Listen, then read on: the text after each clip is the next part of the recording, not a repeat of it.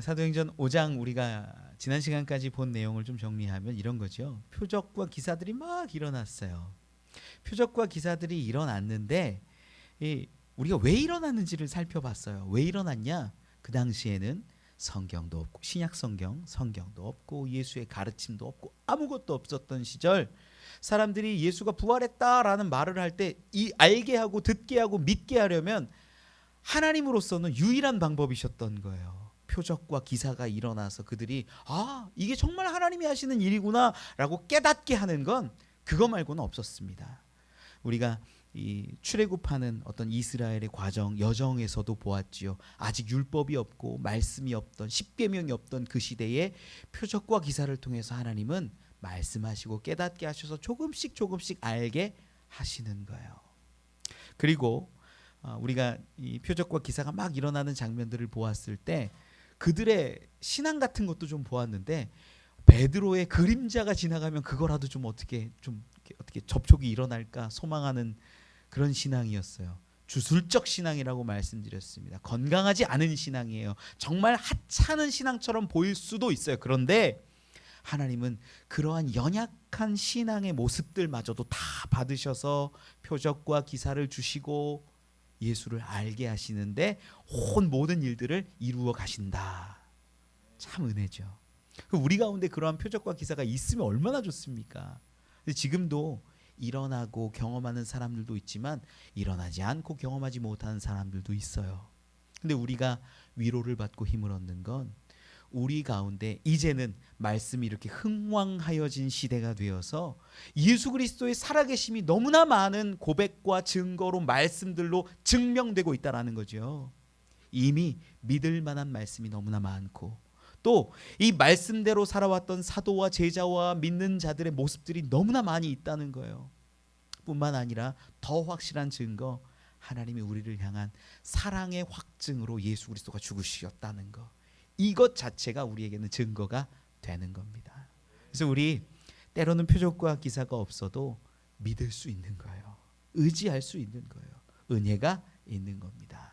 이제 오늘 본문에는요, 이러한 표적과 기사가 일어나는 초대교회 가운데 대제사장들이 사도들을 감옥에 넣는 장면이 나와요. 그런데 하나님 그들을 풀어내시고 하나님의 일을 이루어 가시지요. 우리 말씀 보고 계속 은혜를 나눠보죠. 우리 17절 말씀입니다. 같이 한번 읽어봅시다. 시작. 대제사장과 그와 함께 있는 사람 즉 사두개인의 당파가 다 마음에 시기가 가득하여 일어나서. 아멘. 본문에 보면 이제 그 대제사장의 이야기로 조금 장면이 전환이 돼요. 초대교회 이야기를 쭉 하다가 대제사장들과 사두개인들이 어떻게 했냐면 막 이렇게 사람 잡아가지고 사도들을 옥에 가두고 이런 장면이 이제 계속 이어지거든요. 그런데 대제사장과 그와 함께 있는 사람 즉 사두개인의 당파 이렇게 얘기를 하는데 이 사람들이 이렇게 기록되어져 가는 것, 이 17절 말씀 앞에 보면 16절이 있는데 이 헬라어 성경에는 있는데 한글 성경에는 번역하지 않은 부분이 하나가 있어요. 뭐냐면 대라는 헬라어인데 접속사예요. 이게 이 헬라어는 우리랑 좀 다르잖아요. 그래서 순접도 되고 역접도 되고 when이라고 하는 그 때를 이야기할 때도 있고 다양하게 써요. 이게 좀 어려운데 문맥으로 보면 어떻게 되냐면 16절 말씀을 읽어보면 이렇습니다. 5장 16절을 읽어보면 제가 읽을게요. 예루살렘 부근에 수많은 사람들도 모여 병든 사람과 더러운 귀신에게 괴로움 받는 사람을 데리고 와서 다 나음을 얻으니라. 다 나음을 얻으니라. 그리고 나서 대라는 접속사가 딱 있고 대제사장과 뭐 이렇게 쭉 이어지는 거예요. 그럼 대가 어떻게 쓰였을까 생각해 보면 그런데 수많은 사람들이 병이 나으니라, 귀신이 쫓아지니라, 초대교회에 이러한 기사와 표적이 일어나더라. 그런데 혹은 이렇게 뭐 다 나음을 얻으니라 그때, 이렇게 해석하면 굉장히 자연스러울 것 같아요. 그런데 이 접속사로 인하여서 어떤 의미가 여기 세워지냐면요, 초대교회와 대제사장의 이야기가 이렇게 대비가 되기 시작하는 거예요. 다른 이야기가 아니라 결코 다른 스토리를 이렇게 이어가는 것이 아니라 그때 그러나 대제사장들은 이렇게 했다더라. 라고 이어지는 거죠. 그래서 우리가 대제사장들의 마음이나 사두개인들의 마음을 생각해 볼 수가 있어요. 17절 말씀에는요, 그들의 마음이 어땠다라고 기록을 하냐면 다 마음에 시기가 가득하여 일어나서, 이렇게 기록해요. 뭐가 가득해 일어났대요? 시기가. 대제사장의 마음에 뭐가 일어났어요? 시기가. 뭘 보고? 초대교회와 사도들을 보고 시기가 일어났다라는 거예요. 아, 이제 좀 이해가 가시죠? 그래서 초대교회에 수많은 사람들이 병이 낫고 귀신이 쫓겨나가고 수많은 표적 기사들이 막 일어나는 걸 보고 딱 보니까 마음에 뭐가 일어난 거예요? 시기가 자연스럽게 연결이 되는 거예요. 그런데 이 시기가 일어났다라는 것이 왜 그런지를 우리가 좀 알아야 돼요. 대제사장이 시기가 왜 일어났을까요? 이 당시만 하더라도 우리가 지금 예수 뭐 베드로 막 이렇게 그림자라도 만나길 원하고 이런 사람들의 그 마음과 수준을 보면 그렇게 막 깊은 신앙의 수준 같지는 않아 보이잖아요. 뭘 원하냐면 체험도 원하고요, 기적도 원하고요, 막 이런 것들 막 원하는 수준의 신앙이에요. 그런 게 있어야 믿을까 말까 하는 그런 수준의 신앙이에요. 그러다 보니까 다 사도들에게 찾아왔어요. 그 사도가 막 기도하기도 하고 예수 이름으로 막 선포하고 그러면 막 낫는 일들이 막 일어나는 거예요. 그걸 누구도 보는 거예요? 대제사장도 보는 거예요. 그래서 시기가 일어나는 거예요. 사람들이 지금 다 사도들에게 집중하고 있는 거예요. 성전에서 보통 제사장들은요, 땅이 없습니다. 원래는 우리가 전에도 한번 봤지만 레위인들은 땅을 갖지 않아요. 왜 그러냐? 하나님이 그들에게 기업이 되고 분깃이 되기 때문에 땅을 갖지 않아요. 그러다 보니까 어떻게 해서 벌어먹고 사냐면 원래는 성전에 있는 부속 자리에서 이렇게 지내면서 뭐 제사를 드리고 혹은 11조를 드리고 하는 것들을 드려놨다가 그걸 먹기도 하고 돈을 받기도 하고 뭐 요렇게 살아가는 거예요, 제사장들이. 그런데 어떤 사람들은 내가 소망과 기도함으로 내가 다리가 아픈데 어떤 문제가 있는데 자녀를 위해서 기도하는데 하나님 이 재물 좀 받아주시고 또 제사장께서 같이 기도도 해주시고 그러면 좋겠습니다. 이런 사람이 있었겠어요? 없었겠어요? 있었겠죠. 그런데 그 사람들이 지금은 이제 어디로 가는 거예요? 사도들에게 가는 거예요. 솔로몬 행각에서 모여가지고 막 예수 그리스도가 살아나셨다 이러면서 막 기도해주면 막 갑자기 벌떡벌떡 일어나고 이러니까 이 제사장에게로 성전에게로 가려던 발걸음들이 그 옆에 있는 솔로몬 행각으로 가는 거예요. 여러분 같으면 안 그러겠어요? 우리 교회 오는데 어디 앞에서 치유 대성회를 하는데 막 일어났다 그러면 여러분 거기 가요 안 가요? 가잖아요. 가잖아요. 사람의 마음이에요. 여러분 그거 잘못된 거 아니에요. 잘못된 거 아니에요. 사람의 마음이 그래요. 이 사람들도 그랬을 거예요. 그런데 그걸 보고 있는 대제사장의 마음으로 여러분 한번 헤아려 보세요. 먹을 것도 없을 거예요. 그러면 물론 기득권이 훨씬 많이 있었고 떵떵거리며 살기는 하지만 이거 뭔가 이상한데 잘못됐는데 이렇게 가다가는 안 되겠는데 속상하고 화나고 그래서 뭐가 가득했다? 마음에 시기가 가득했다. 그래서 말씀이 이해가 가는 거야. 시기구나. 여러분 성경에 보면 참 재미난 부분이 있어요. 창세기 4장에 보면은 이제 가인과 아벨 이야기가 등장을 하거든요. 가인과 아벨이 둘 다 하나님께 제사를 드립니다. 각각의 이제 제물로 방법으로 뭐 마음으로 드렸죠.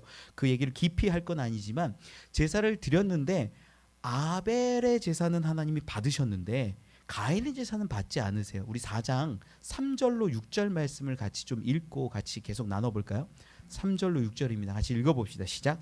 세월이 지난 후에 가인은 땅의 소산으로 제물을 삼아 여호와께 드렸고 아벨은 자기도 양의 첫 새끼와 그 기름으로 드렸더니 여호와께서 아벨과 그의 제물은 받으셨으나 가인과 그의 제물은 받지 아니하신지라. 가인이 몹시 분하여 안색이 변하니 여호와께서 가인에게 이르시되 내가 분하여 함은 어찌 됨이야. 안색이 변함은 어찌 됨이냐. 아멘. 자, 이 가인과 아벨 이야기 우리가 이렇게 살짝 봤는데 여러분 자 생각해 보세요. 합리적으로 논리적으로 한번 생각해 보세요. 아벨의 제사는 하나님이 받았어요. 그럼 가인이 내 제사는 하나님 안 받으셨잖아요. 그러면 내가 화내야 될 대상이 누구예요? 누구예요? 따져 물어야 되는 대상이 누구예요? 하나님. 혹은 자기 반성을 한다면 내가 뭘 잘못했나? 내가 이걸 못했나? 돌아봐야 되는 건 나를 돌아봐야 될 거고, 하나님을 본다면 하나님 제가 뭐 잘못했습니까? 다시 고치겠습니다. 하나님 다시 드릴게요. 뭐 다양한 방법으로 뭐 할 거 아니에요. 그런데 성경에는요 분하였다라고 기록을 합니다. 하나님도 물으시는 거예요. 너 왜 분해? 그리고 나중에 누굴 죽여요? 아니 하나님께 물어봐야 되잖아요. 하나님께 따져야 되잖아요. 내 제사를 왜 안 받으시는지 하나님께 묻고 하나님께 뭐 이렇게 협의를 하든 뭐 대판 싸움을 하든 해야 되는데, 하나님께 묻는 게 아니라 누구에게 지금 화살을 돌려서 누구를 죽여요? 아벨을 죽여요. 그리고 하나님도 물으시는 게 분하였다 그래요. 성경은 그 가인에게 분하였다 그래요. 근데 이 분하다라는 게 하라라는 히브리어를 쓰는데, 요 단어에 헬라어 등가어가 이 방금 읽은 시기라는 단어의 이 질투라고 얘기하는 젤루라는 단어랑 똑같아요. 지금 이걸 알아야 되는 거예요. 가인과 아벨도, 가인이 누굴 바라봤냐면 하나님을 바라보고 나를 바라보고 하나님께 내 예배를 바라보고 내 제사를 바라본 게 아니라 누가 보이는 거예요? 아벨이 보이는 거야. 아벨이. 그래서 분내는데 아벨 때문에 그래, 아벨이 그런 거야, 뭐 아벨을 죽여버리는 거예요. 자, 요 이야기를 구성을 가지고 딱 대제사장으로 딱 넘어오면 이해가 가는 거예요. 지금 사실 대제사장들은요 뭘 해야 되냐면, 어떤 기적이나 표적이나 능력이 일어나면 이게 정말 하나님께로부터 온 것인지 확인해야 될 의무가 있어요. 정말 하나님께로부터 왔다라고 하면 하나님이 하셨다라고 선포할 수도 있어야 되고, 그들이 예언자의 지위에 있다든지 뭐 이런 것들을 검증해야 돼요. 그런데 그런 것들을 하지 않고 사람들이 뭐 물질도 가져가고, 우리가 바나바나 아나니아 삽비라 이야기가 그 앞에 나오잖아요. 그럼 물질을 가지고 사도들 발 앞에 놨던 일이 있어요, 없어요? 있는 거예요. 이런 일들이 막 일어나다 보니까 마음 가운데, 대제사장의 마음 가운데 질투가, 시기가 들어오는 거예요. 시기하는 거예요. 왜 그래? 우리한테 좀 와야지. 우리가 제사를 드릴 수 있는 정식 통로이고 독점을 갖고 있었는데 왜 우리한테 안 오고 사람들이 저 사도들에게 갈까? 짜증이 나는 거예요. 화가 나는 거예요. 분노하는 거예요. 그래서 뭐 하는 거예요? 그들을, 사도들을 오게 가두는 거예요. 이 가인이 아벨 죽이는 거랑 별반 다르지 않는 거예요. 그 마음 상태 흘러가는 것들을 보면 그렇다라는 거예요. 여기 이야기를 해서 그런데 제가 조금만 더 깊이 들어가 볼게요. 뭐냐면, 우리가 하나님을 보면서 예배하고 하나님께 온전히 가치를 드리는 게 예배예요. 그런데 우리가 예배를 드리는데 하나님께 집중하지 못하고 다른 것에 집중할 때가 있어요, 없어요? 있어요. 목회자들의 예를 들면 이런 겁니다. 목회자들, 제가 큰 교회 목사님, 작은 교회 목사님 다 만나는데, 작은 교회 목사님들 중에는 가끔 이런 분들이 있어요. 큰 교회 이거 잘못됐고 이거 문제 있고 이건 참 비판할 요소고, 들어보면 맞는 얘기기는 해요. 맞는 얘기긴 한데, 제가 안타까운 건 뭐냐면 그것들에 집중하느라 자기가 드리고 있는 하나님을 향한 시선을 잃어버린 거예요. 뭔지 이해가 가세요? 내가 하나님을 바라보고 하나님을 예배하고 하나님께 집중을 해야 되는데 그걸 못하고 다른 사람들의 뭐 어떤 모습, 다른 사람들의 어떤 잘못된 거, 이런 것들 막 비판하느라고 온전한 예배, 온전한 하나님을 향한 시선, 이게 사라져버린 거예요. 목회자들 중에도 많아요. 저라고 없겠습니까? 성도들 이렇게 있다 보면요, 제가 참 감사한 것 중에 하나는 성도들 안 온 분들도 보이고 온 분들도 보이고 막 그래요. 그럼 하나님께 집중하는 게 아니라 이분은 왜 안 오셨을까? 무슨 문제가 있을까? 어떤 분은 오셨는데 얼굴이 안 좋으면 왜 무슨 문제가 있을까? 보여요, 안 보여요? 목회자들은 보여요. 하나님께 집중하지 못하는 거예요. 여러분, 성도들 자꾸 목회자들만 얘기하니까 제가, 여러분들이 자꾸 목회자에 대한 오해를 하실 것 같아서, 성도들 똑같아요. 어느 집사가 잘하는 것 같잖아요. 그럼 어느 집사는 속이 확 상해요. 시기하고 질투하는 거예요. 누가 막 목사님에게 인정받는 것 같잖아요. 그러면 막 마음에 화가 나는 거예요. 젤루라는 그 헬라어가요, 시기라는 단어인데, 이 질럿이 그 질투라는 단어랑 사실 어원이 같아요. 그게 여기서 온 거, 헬라어에서 온 거예요. 질투하고 시기하고 화내고 짜증내고, 사실 이것도 열심히 있으니까 그런 거죠. 그 어원은 사실 다 같아요. 같은 어근을 써요. 그러니까 열심히 있고 열정이 있다 보니까 그걸로 다른 사람들을 바라보면 질투하고 시기하고 화내고 분노하는 거예요. 우리 안에 많습니다. 여러분, 전 여러분들께 권면드려요. 상황 보지 말고 사람 보지 말고 목회자도 보지 말고 하나님 바라보고 예배하는 분들 되셨으면 좋겠어요. 조금 더 깊이 들어가 보면 이런 거예요. 사람의 감정을요, 사탄이 조정해요. 사탄이 미혹해요. 우리 감정의 모습들을 가만히 살펴보면요, 사탄이 하는 짓들이에요. 사람을요, 자기가 자기를 높이고 자기를 우상화시켜요. 어떤 거냐면 세상 살아가다가 이렇게 감정이 상하는 일들이 있어요, 없어요? 있죠. 왜 없어요? 그 목사님들도 감정이 상하기도 하고 큰 감정의 소용돌이에 빠지기도 합니다. 그런데 우리 성도들도 마찬가지고 감정이 상할 수는 있는데 그 상한 감정에 자꾸 집중시켜요. 사탄의 특징이에요. 요즘 시대가 어떤 시대입니까? 자기에게 자꾸 집중하게 하는 거예요. 야, 네가 받은 상처가 제일 커. 네가 받은 거절감이 제일 아픈 거야.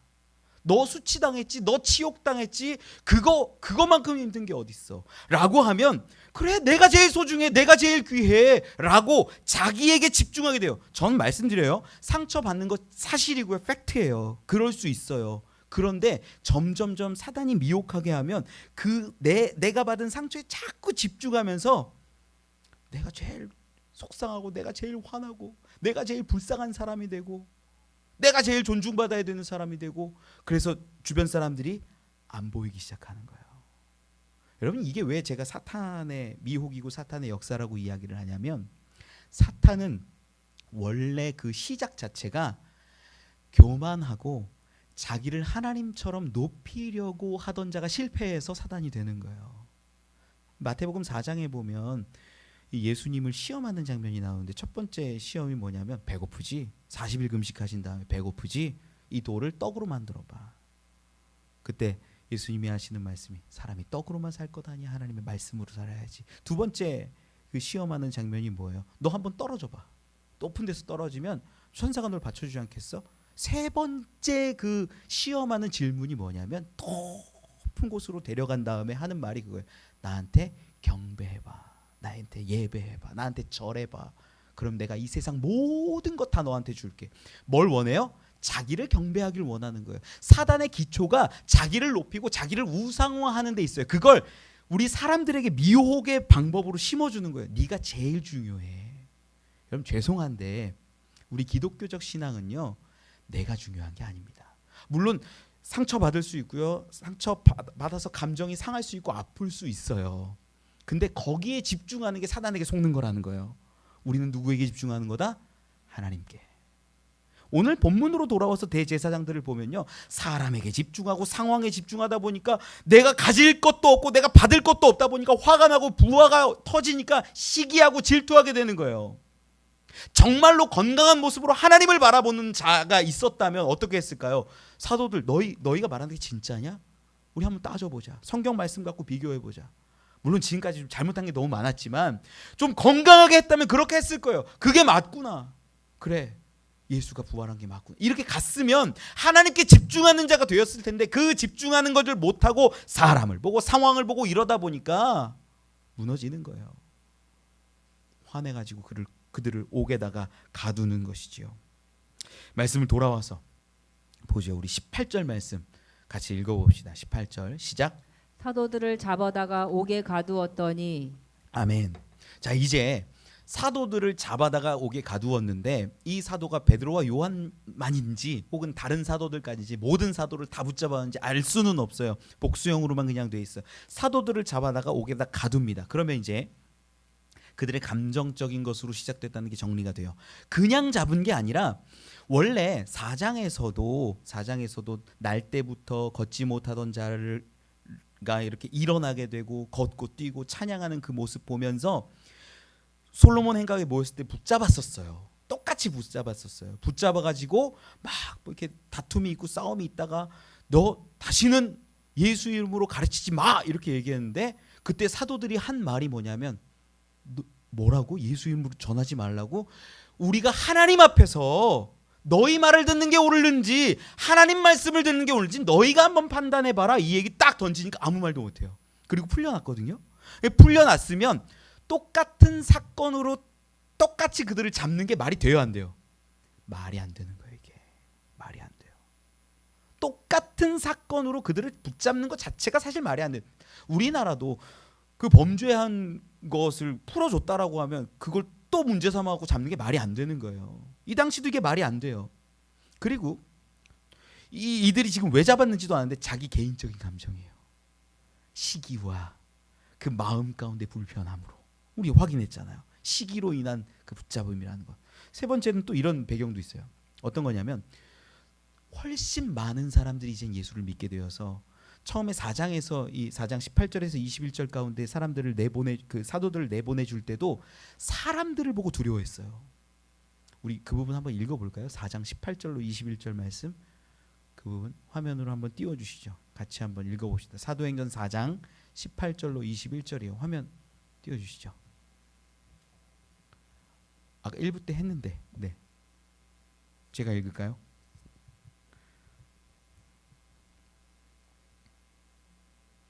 예, 같이 읽어보죠. 시작.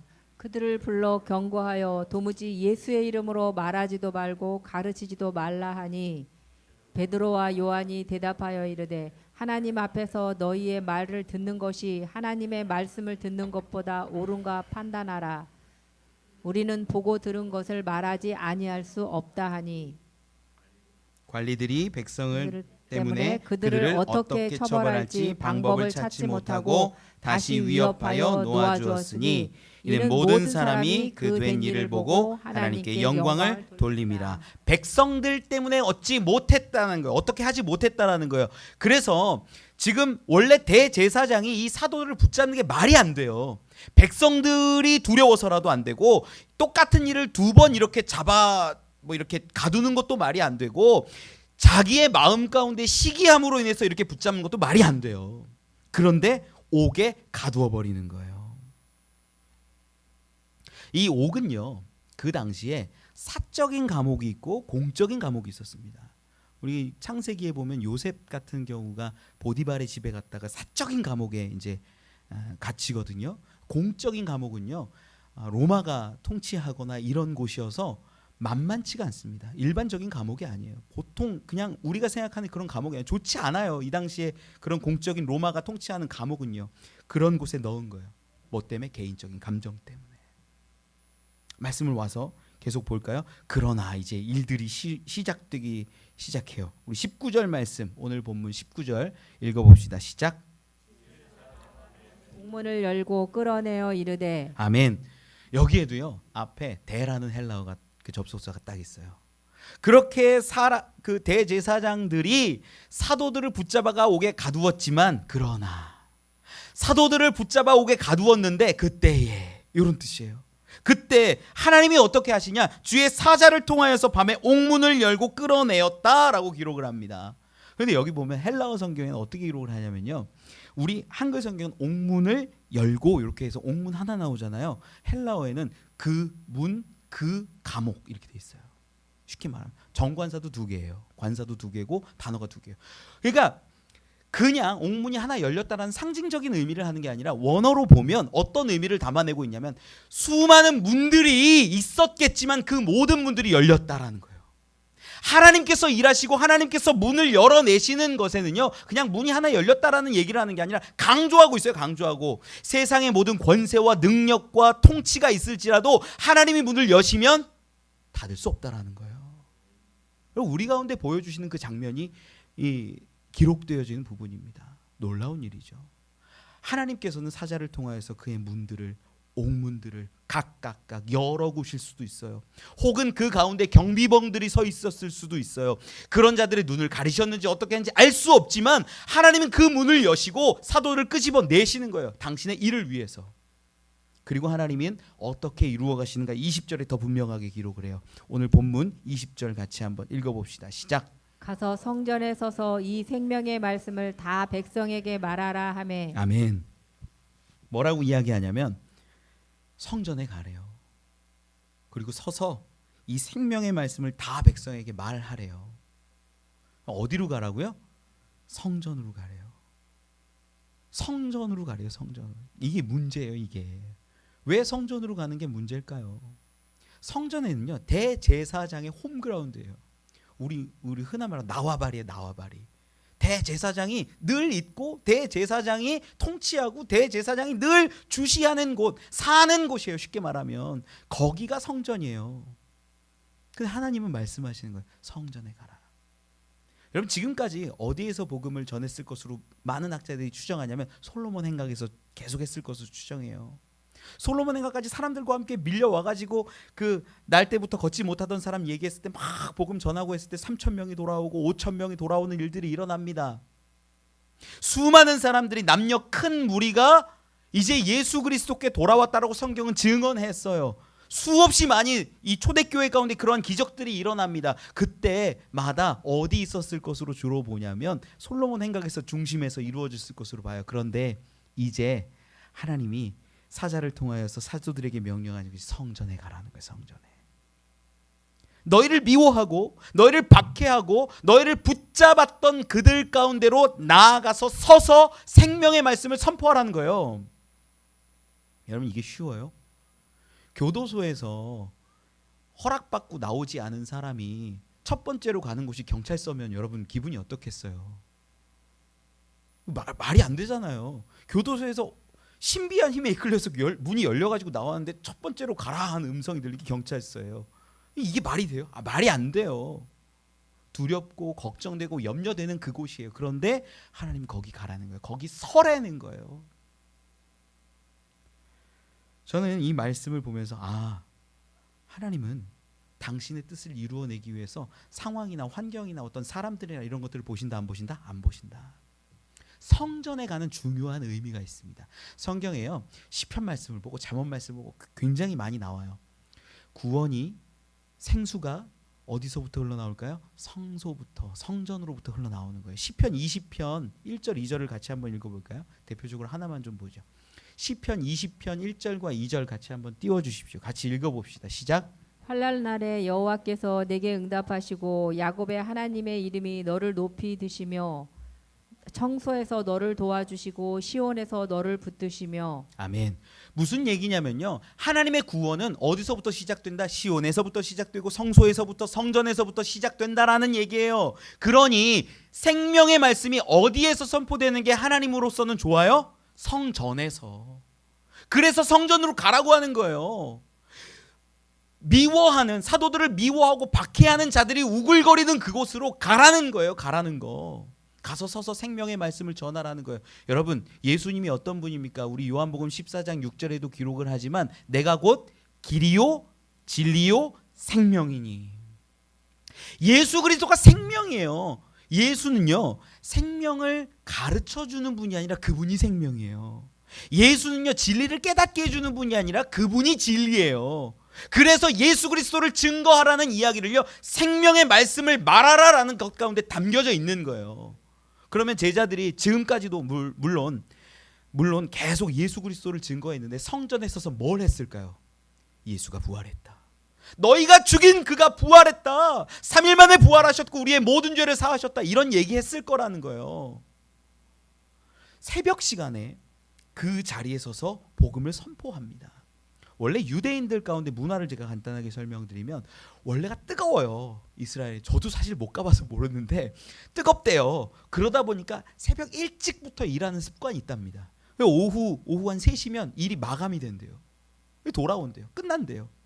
그러다 보니까 새벽 일찍 경건한 사람들은 가서 기도하고 그리고 일터로 나가는 사람들이 꽤 많은 거예요. 새벽에 온 사람들, 이 사람들이 사도의 말을 듣는 거죠. 놀라운 거예요. 놀라운 거.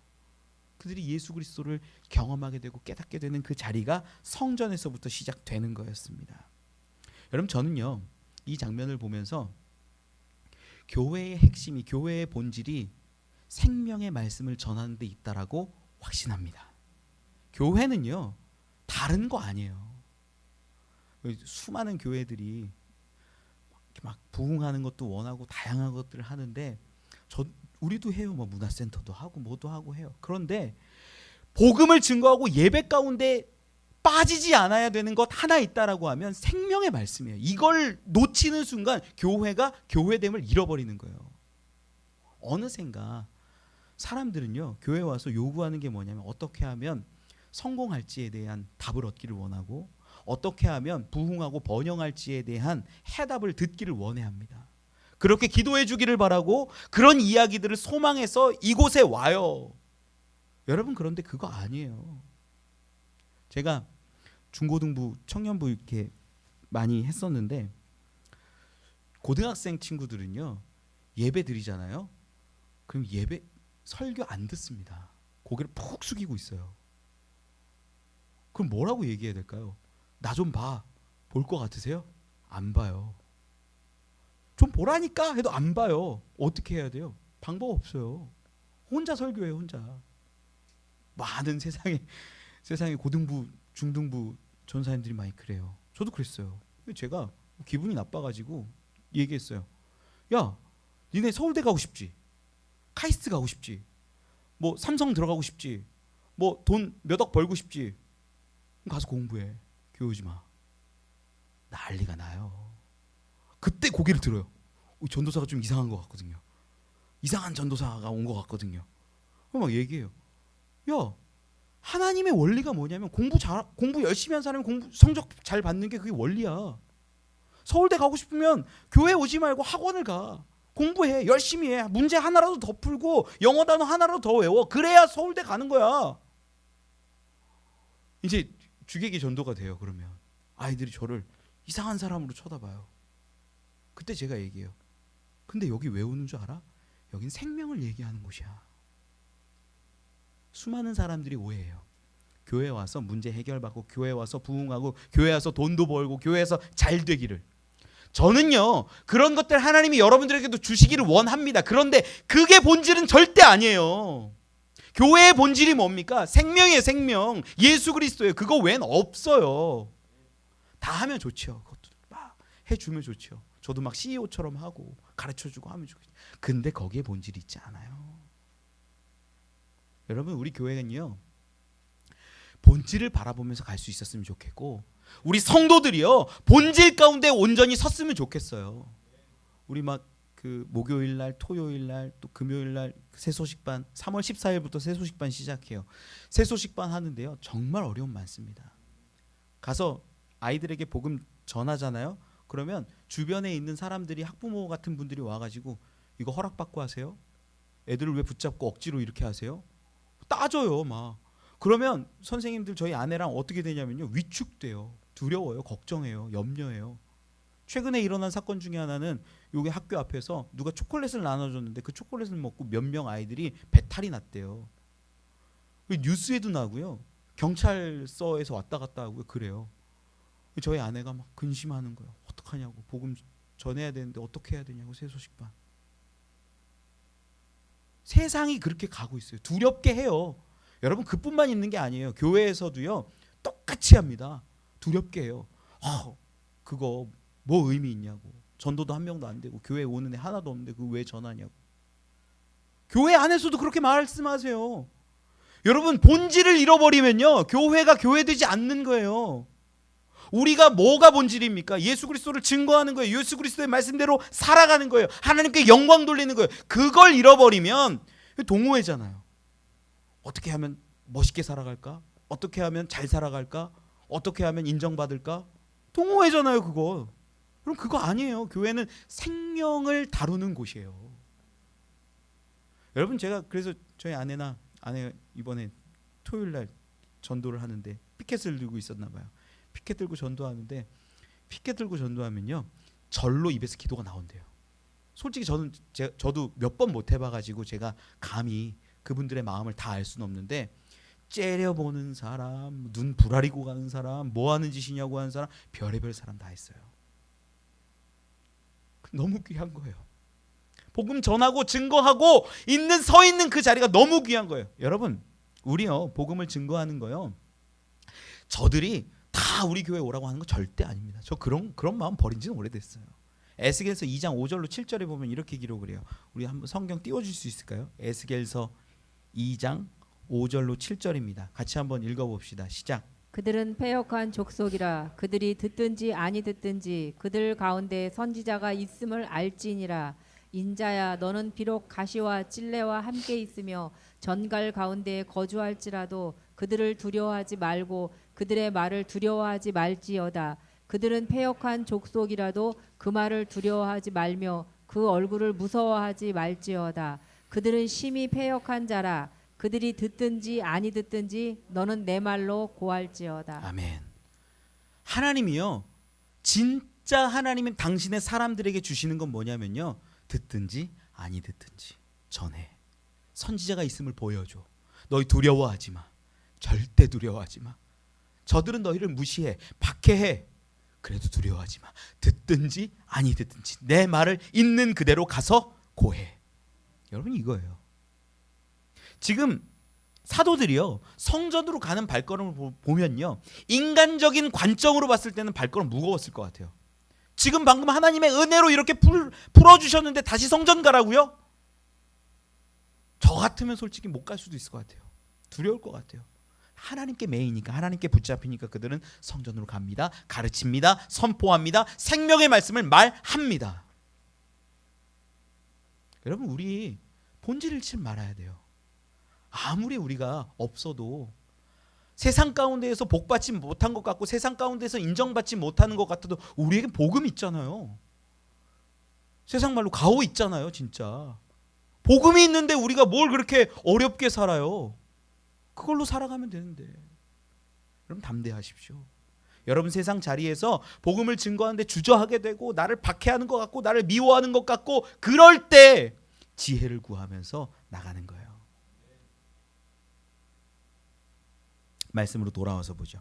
우리 20절까지 읽었죠. 21절 읽고 말씀을 정리합시다. 21절 같이 읽어봅시다. 시작.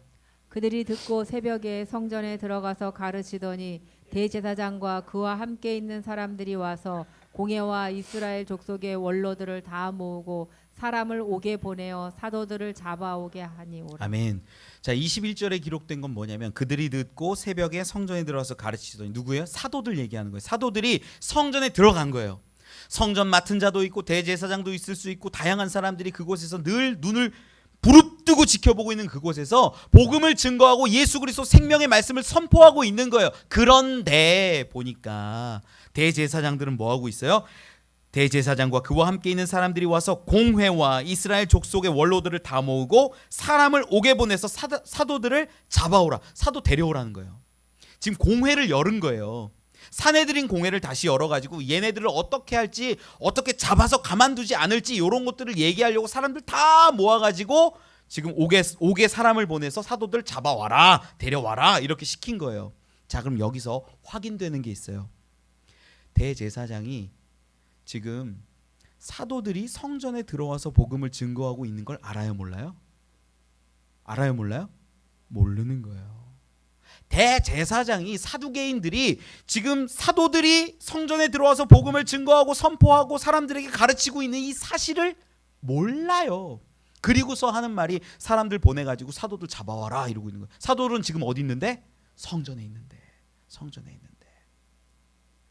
여러분, 원래 대제사장은 어디에서 지내야 되냐면 성전에서 지내게 되어 있습니다. 성경을 좀 보면 느헤미야 10장 39절에 이렇게 기록해요.